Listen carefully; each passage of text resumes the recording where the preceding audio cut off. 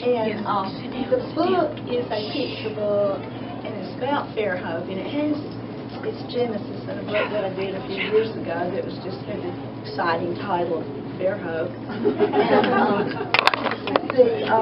the book, oddly enough, history does change. So it's been selling really well. The publishers came back and asked me to do a book on Fairhope and the Roaring Twenties because the subject matter was just so interesting and things that were going on here. And I told them no. That I didn't think that would be quite the thing. They're a publisher of community history books, and I said Fairhope in the 20s was pretty wide open. I said it was raw, and I said and it was racist. And I said I really don't think it's your kind of book. And they go, oh, we can do racy. And so I said, well, you think you can. And so I really put them off, and they came back to me. They came back to me again last year, and they said, we really want to do this book. They think it would be great, they think it would be unique, and they'll have a lot of history beyond Fairhope, because Fairhope was unique. And so I said, okay, but, you know, it is what it is, and you take what you get, because I'm a historian. And I was on the staff of Alabama Historical Commission for 12 years, and was the director of Fort Morgan National Historic Landmark and Museum, and have been the director of the Marietta Johnson Museum. And I watched Donnie put this wonderful museum together. And if it were not for this collection in the museum, this book, this wouldn't have been possible. Pictures. Read, where are you? And are they here? Read. And Anna, what left already? I think you gave him a book, they left. Recognized them because he donated a scrapbook that had been a family scrapbook that just had tons and tons of pictures in it. And a lot of people did. Pinky Bass, who's the photographer here, is wonderful. She's up in Charleston tonight at an art day. Gave a lot of pictures. And there are a lot of people here that have family members and ancestors that are in the book. And there's probably just a handful of people living now here in Fairhope that were in the book. 5 years ago, there might have been, 10 or 12. And, they're all gone. I think Claire Gray is probably the last one. And I'm sorry Claire can't be here tonight. See the picture I put of her father in there who had the news camp. But it is what it is. But we do have Miss Roberta Bailey sitting right here amongst us. Where? Right here. Dance teacher, yeah. Yes, how wonderful. I visited with But anyway, wonderful pictures and stories, and just a trove of information from different families, and in doing the research.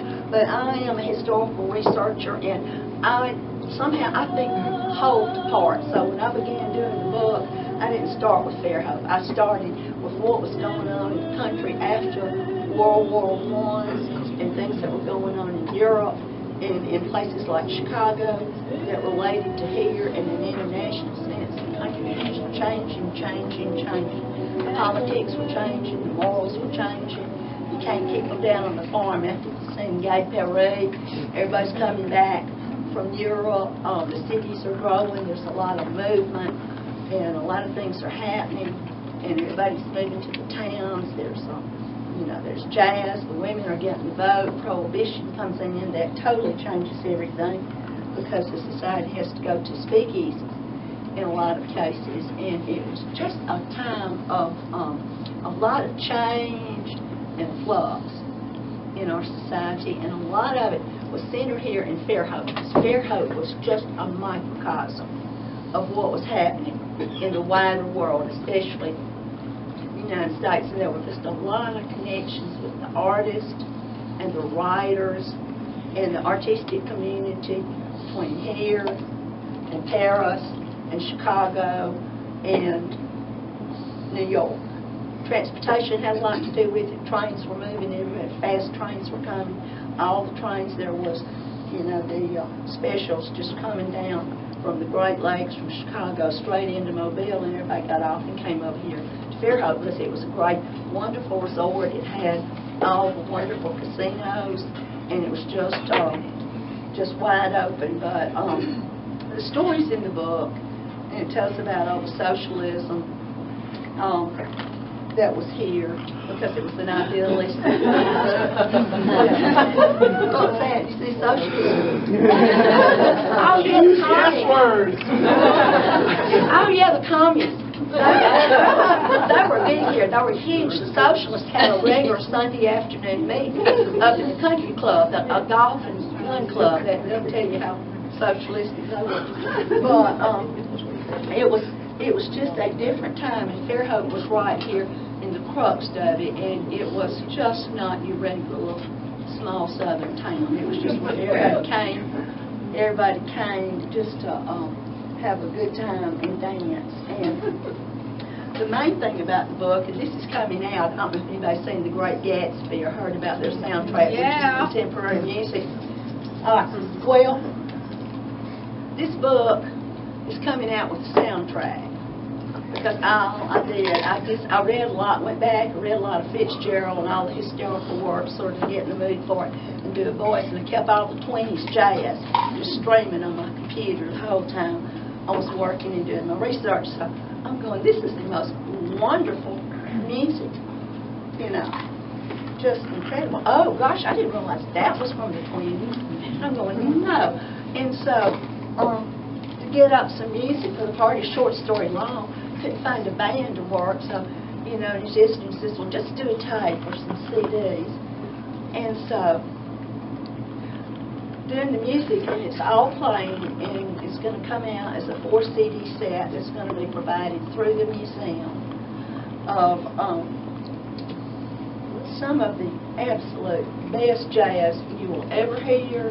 It's all selective. I'm doing a discography to go with it. It all flows, and you'll go here and there, the best guitar players on the planet, living and dead, the best trumpeters, the best saxophonists, your best composers, your best musicians. A lot of it centered right here in Alabama, because the music that would be playing down here on this upper Gulf Coast, like during the Twenties, was going to be your southern jazz.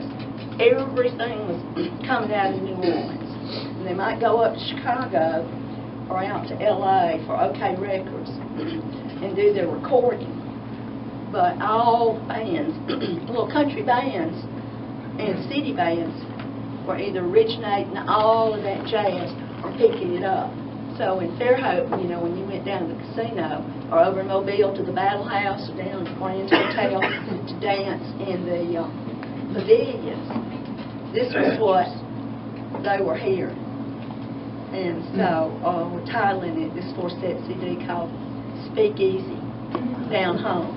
Wow. And I want to, you know, we'll come out with the discography, but sort of try to enjoy the music too, because that turned out to be a big part of it, because back in those days, the only thing people had, and they were lucky to have those. And if you look at these pictures in the book, you'll see a lot of people down on the beach, everybody just dancing and doing. They took their wind-up Victrolas with them and their records, and all they had to hear over here was the radio, and they were lucky to get that. So music was just a big, big part of the scene back in the 20s. So anyway, we want to crank that music up and just enjoy the party, and I want everybody to dance. We got a floor downstairs. If anybody's got a burning question, let me know, or just ask it when I get back in, if you want some books.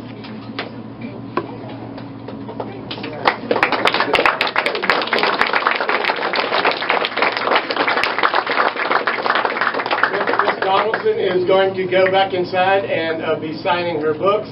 Be sure and get one. And at this time, I would like for people with costume to come and line up across here, and we're going to take several group pictures with people in costume.